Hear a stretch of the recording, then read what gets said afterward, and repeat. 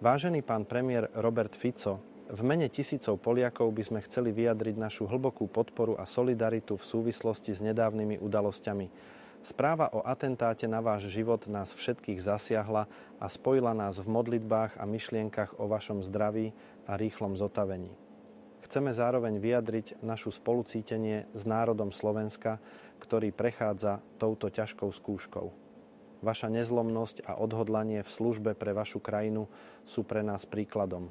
Veríme, že s pomocou blízkych, spolupracovníkov a občanov prekonáte túto ťažkú chvíľu a vrátite sa k plneniu svojich povinností s ešte väčším odhodlaním.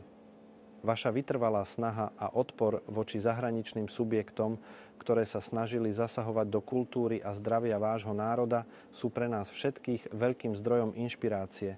Postavili ste sa proti tým, ktorí chceli diktovať podmienky a ovplyvňovať životy vašich občanov a tým ste ukázali, že suverenita a nezávislosť sú hodnoty, ktoré stojí za to chrániť a obhajovať. Ostro odsudzujeme násilie motivované nenávisťou a nagonku na politikov, ktorú podnecujú nepriatelia slovenskej štátnosti.